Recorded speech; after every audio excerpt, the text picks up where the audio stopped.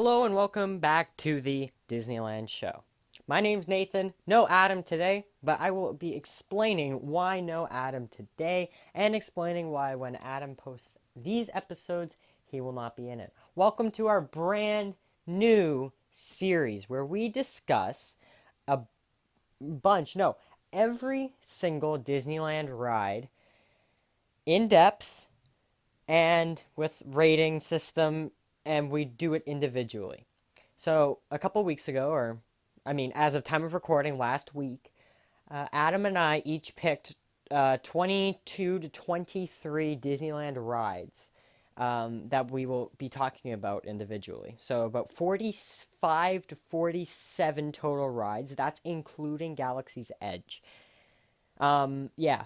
So we'll be discussing each of the rides that we picked individually. We'll be discussing some information about them, the actual plot, some maybe a couple facts if the ride has any facts, and the actual ride itself. So we'll take you along the journey, and then we'll give our thoughts. These will be our personal thoughts. We will not be speaking on behalf of one another for our own thoughts.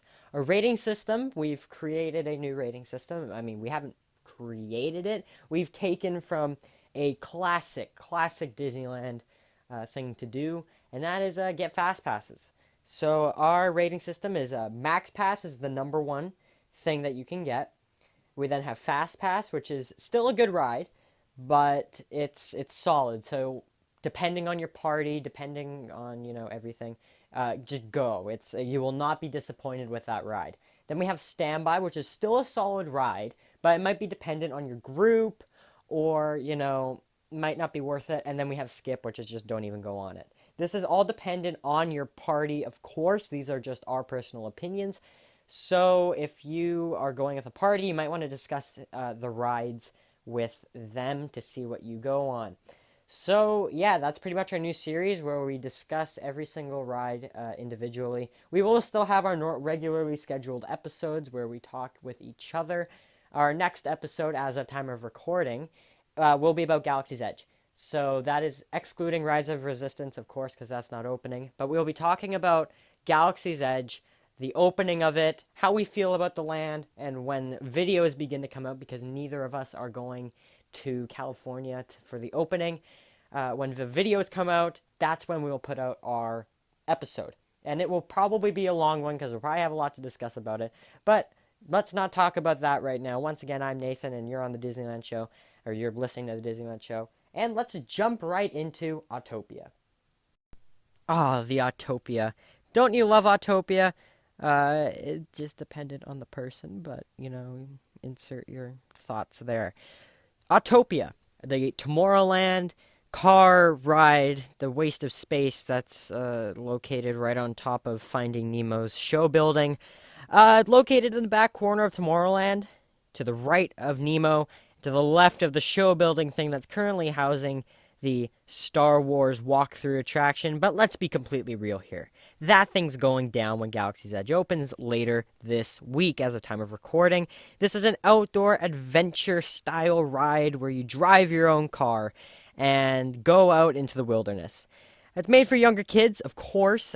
Most of the Disneyland attractions are, but this one is specifically tailored to small children because of the car size that you actually drive. Please note that you have to be 54 inches to ride or to drive. You can be 34 inches to get on the ride, but 54 to drive.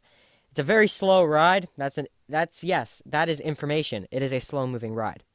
So what is this ride Autopia about? Well, good question there. This is a road trip style driving attraction where you load into little two-seater cars and go along a highway and go in a little off-road section. It's a fixed track. Fixed track, there's nowhere to go except into the unknown. This is made to feel as though it's the future. However, this is an opening day Disney attraction, so the future in 1955 is the present now. However, with that, we'll just use that transition. A couple history facts about it and, general facts. This is, once again, an opening day Disney attraction. Most people don't know that. But at the time of opening, it was pretty big. And of course, because Disneyland didn't have that many rides when it first opened, it basically just had Fantasyland, Tomorrowland, Adventureland, Frontierland, and did they have Critter Country? I believe they had Critter Country. Anyway, that's a video for That's an episode for another time. And just another quick little fact: before opening, cars were tested without bumpers. Most of the cars were completely destroyed. Yeah, because it is not safe without bumpers, and you would know if you crash into one another on Autopia. It is very much not comfortable, even with the bumpers on, and which we'll be discussing in a couple minutes. Multiple ride tracks, each giving you a somewhat different experience.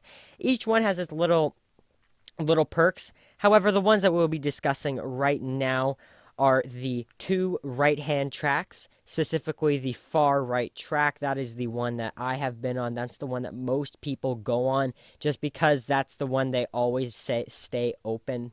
They always maintain operation on that one track, no matter the day. All the other tracks, somewhat.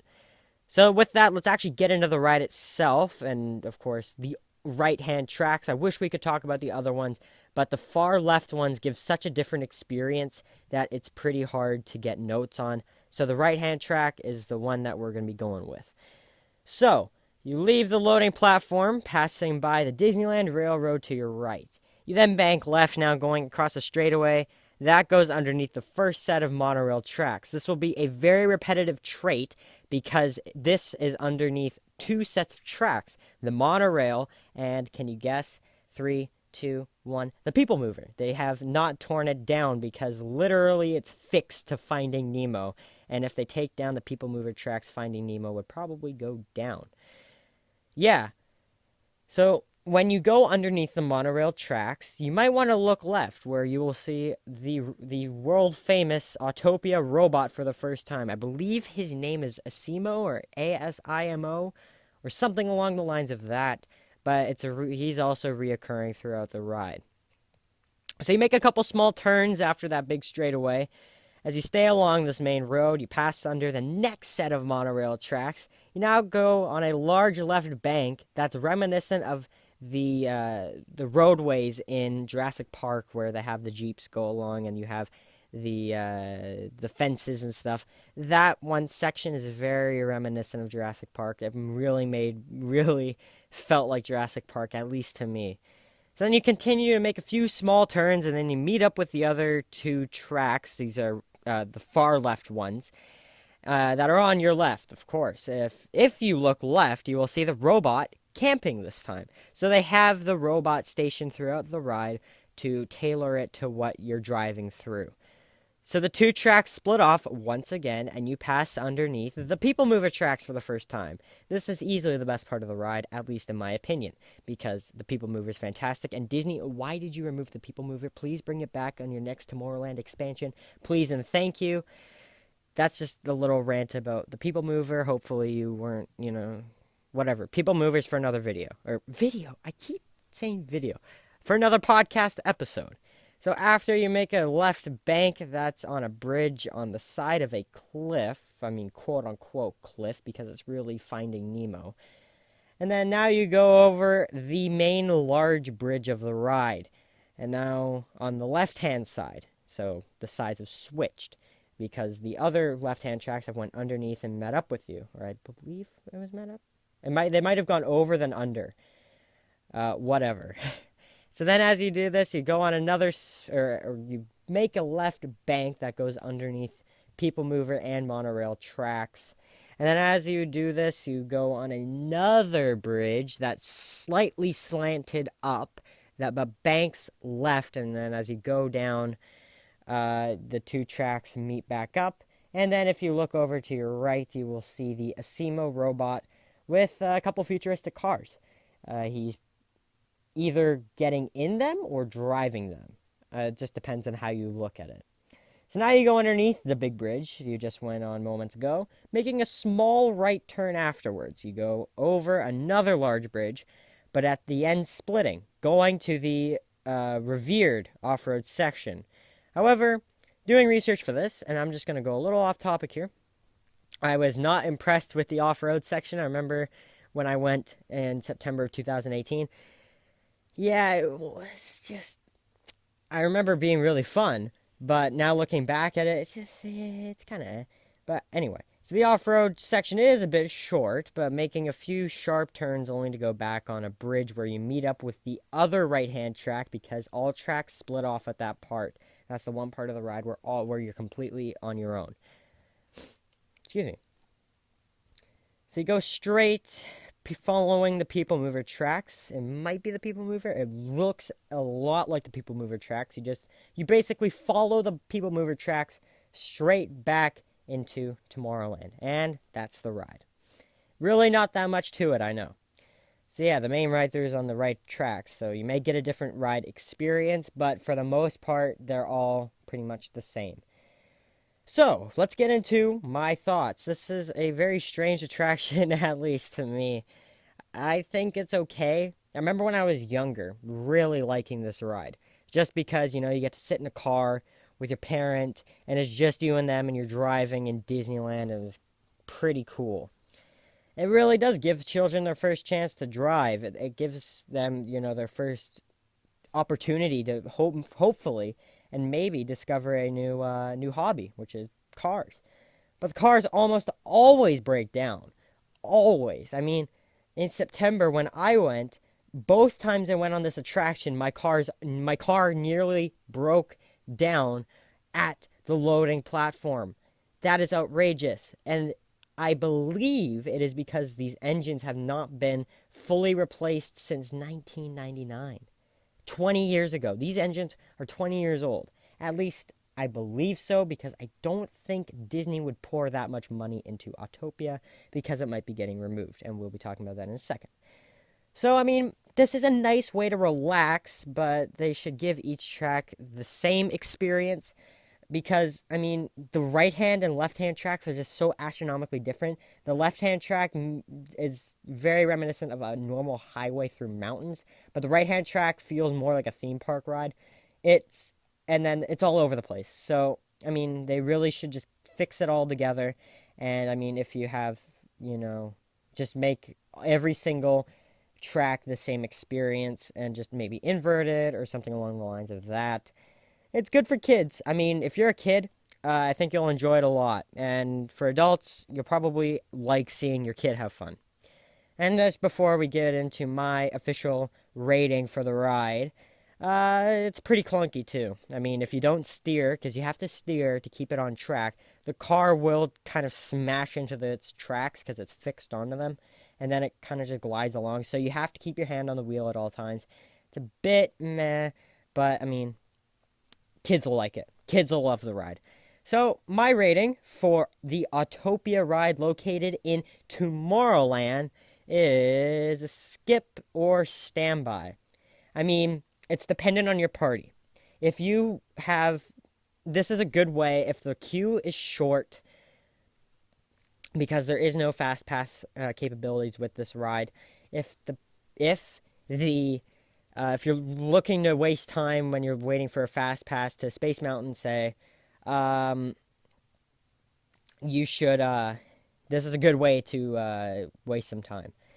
But, I mean, it really just depends on your party. If you have somebody hell-bent on going onto this ride, go onto it, and especially if it's your kid. If it's your kid, take them immediately because they'll absolutely love the ride.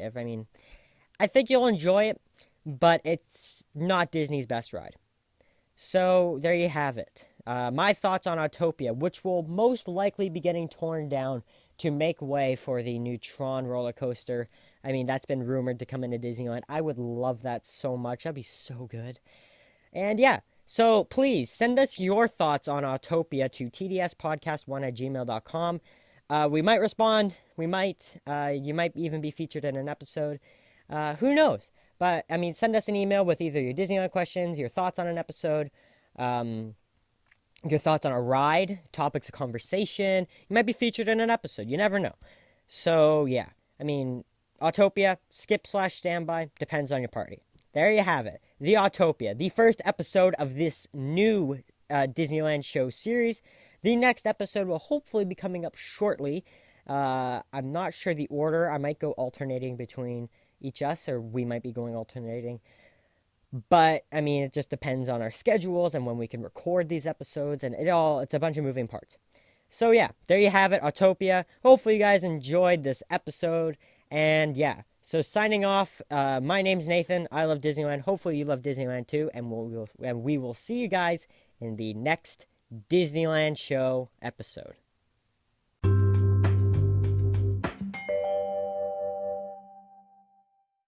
The podcast you just heard was made using Anchor. Ever thought about making your own podcast? Anchor makes it really easy for anyone to get started. It's a one-stop shop for recording, hosting, and distributing podcasts. Best of all, it's 100% free. Sign up now at anchor.fm/new. That's anchor.fm/new to get started.